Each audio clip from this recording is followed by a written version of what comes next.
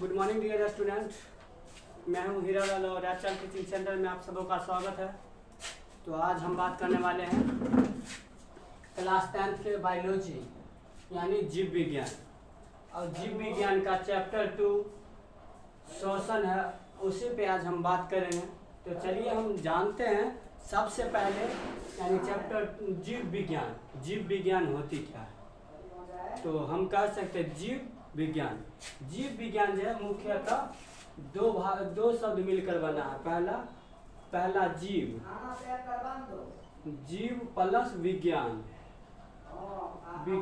यानी जिसके अंतर्गत हम जीवों के बारे में अध्ययन करते हैं, वैसा सब्जेक्ट जिसके अंतर्गत हम जीवों के बारे में अध्ययन करते हैं उसे जीव विज्ञान कहते हैं। सिंपली भाषा में कह सकते हैं। तो अब में हमारा चैप्टर है चैप्टर 2 श्वसन। तो श्वसन क्या होती है?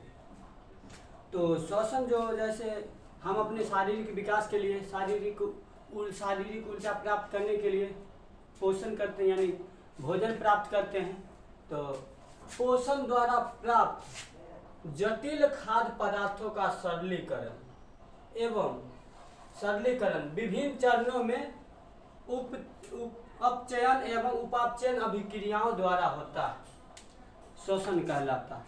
तो जैसे हम अपनी शारीरिक विकास के लिए पोषण द्वारा प्राप्त जटिल खाद्य पदार्थ यानी हम अपनी शारीरिक विकास के लिए कुछ प्रोटीन प्राप्त करते हैं। तो जैसे हम भोजन जो प्राप्त करते हैं वो मुख गुहा से प्राप्त करते हैं, तो वह हमारी मुख गुहा तक ही सीमित नहीं रह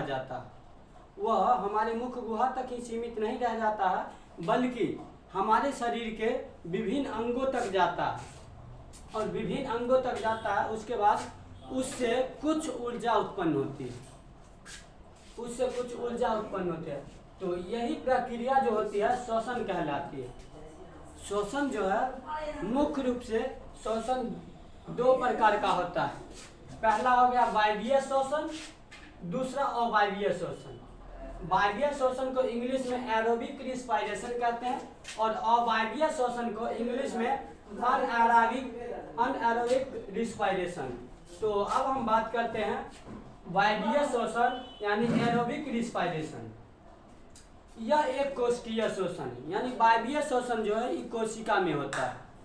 तो यह एक कोशिकीय श्वसन है जो ऑक्सीजन की उपस्थिति में भोजन से ऊर्जा प्राप्त उत्पन्न करता है।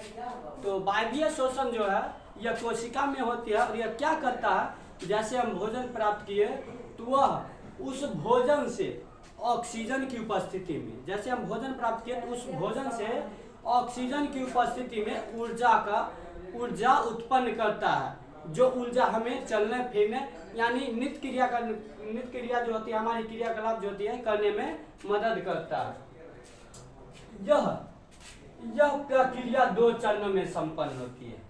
यह पर एक वायवीय श्वसन जो है वायवीय श्वसन 2 चरणों में संपन्न होती है। पहला चरण कोशिका द्रव्य में तथा दूसरा चरण माइटोकॉन्ड्रिया में। तो हम जो भोजन प्राप्त किए तो पहला चरण जो होता है कोशिका द्रव्य में होता है, और कोशिका द्रव्य से जो बच गया वह क्रिया पूर्ण माइटोकॉन्ड्रिया में होती है। इस प्रकार के श्वसन में ग्लूकोज का पूर्ण विघटन होता है तथा कार्बन डाइऑक्साइड एवं जल का निर्माण होता है। तो वायवीय श्वसन जो है इसमें वायवीय श्वसन में ग्लूकोज का यानी पूर्ण रूप से ग्लूकोज जो होता है पूर्ण रूप से टूट जाता है, और ग्लूकोज पूर्ण रूप से टूटकर कार्बन डाइऑक्साइड इसको हम CO2 कह सकते हैं, तो एवं जल प्लस H2O का निर्माण करती है। वायवीय श्वसन में अवायवीय की अपेक्षा, जैसे श्वसन जो 2 प्रकार का होता है वायवीय श्वसन और अवायवीय श्वसन, तो वायवीय श्वसन में जो होता है अधिक ऊर्जा उत्पन्न होती है। तो अधिक ऊर्जा उत्पन्न होती है किसकी अपेक्षा? तो अवायवीय श्वसन की अपेक्षा वायवीय श्वसन में अत्यधिक ऊर्जा उत्पन्न होती है। तो अब हम बात करते हैं अवायवीय श्वसन। जैसे श्वसन 2 प्रकार का होता है, तो वायवीय श्वसन और अवायवीय श्वसन। एरोबिक रिस्पायरेशन और अनएरोबिक रिस्पायरेशन। तो अनएरोबिक रिस्पायरेशन क्या होता था? अनएरोबिक रिस्पायरेशन एरोबिक रिस्पायरेशन होता था ऑक्सीजन की उपस्थिति में, और अनएरोबिक रिस्पायरेशन यानी अवायवीय शोषण जो होता है यह ऑक्सीजन की अनुपस्थिति में, यानी वायवीय शोषण की जस्ट विपरीत होती है। जैसे वायवीय शोषण होता था उपस्थिति में, और अवायवीय शोषण होता है अनुपस्थिति में। यह एक प्रकार का कोशिकीय शोषण है जो ऑक्सीजन की अनुपस्थिति में, यह एक प्रकार वायवीय शोषण जो है एक प्रकार का कोशिकीय शोषण है जो ऑक्सीजन की अनुपस्थिति में भोजन से ऊर्जा उत्पन्न करता है। इसमें ग्लूकोज का आंशिक रूप से विघटन होता है। इसमें जो ग्लूकोज होता है यह पूर्ण रूप से विघटित नहीं होता है, इसमें ग्लूकोज आंशिक रूप से विघटन होता है। इस प्रकार का शोषण माइटोकॉन्ड्रिया में संपन्न होता है। वायवीय शोषण जो था, वायवीय शोषण 2 चरणों में संपन्न होता था। प्रथम चरण कोशिका द्रव में और द्वितीय चरण जो था वह माइटोकॉन्ड्रिया में होता था। तो यह वायवीय शोषण जो है यह एक ही चरणों में संपन्न होता है और वह होता है माइटोकॉन्ड्रिया में। इसमें यानी किसमें? अवायवीय शोषण में। अवायवीय शोषण में वायवीय शोषण की अपेक्षा कम ऊर्जा उत्पन्न होता है।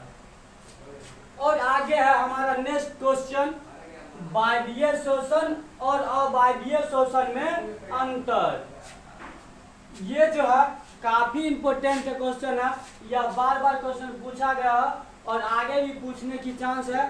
तो कृपया इसे VBR इस पे ऊपर में लगा लेंगे, VBR यानी वेरी वेरी इंपॉर्टेंट।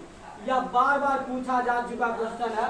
तो इसमें जैसे हमने बता दिए हैं ऊपर, जो वायवीय शोषण 2 चरणों में संपन्न होता है और वायवीय शोषण 1 चरण में। वायवीय शोषण में ग्लूकोज का पूर्ण विघटन होता है और वायवीय शोषण में आंशिक रूप से। सेम उसी को लिख देंगे और वो हमारा हो जाएगा वायवीय शोषण और अवायवीय शोषण में अंतर। तो चलिए देखते हैं इस प्रकार का शोषण किस प्रकार का था? वायवीय शोषण। वायवीय शोषण में 2 चरणों में संपन्न होता है। हमने बताया था वायवीय शोषण 2 चरणों में संपन्न होता है।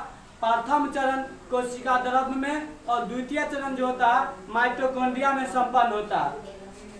और उसका हो गया अवायवीय शोषण, यह सिर्फ 1 चरण में संपन्न होता है। 1 चरण में कौन? तो माइटोकॉन्ड्रिया में।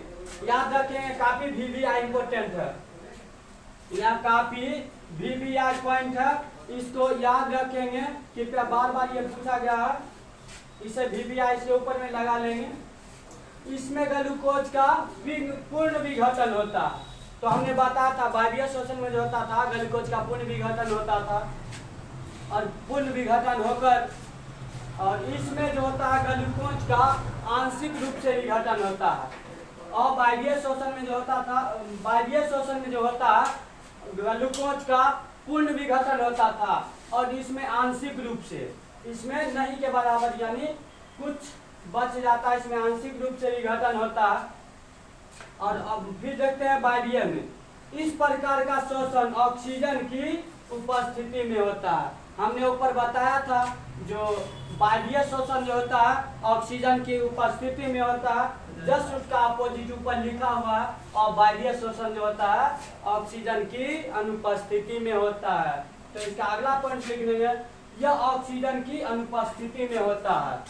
अब वायवीय शोषण में अवायवीय शोषण की अपेक्षा अधिक ऊर्जा उत्पन्न होती है और जस्ट इसका अपोजिट लिख देंगे अवायवीय में।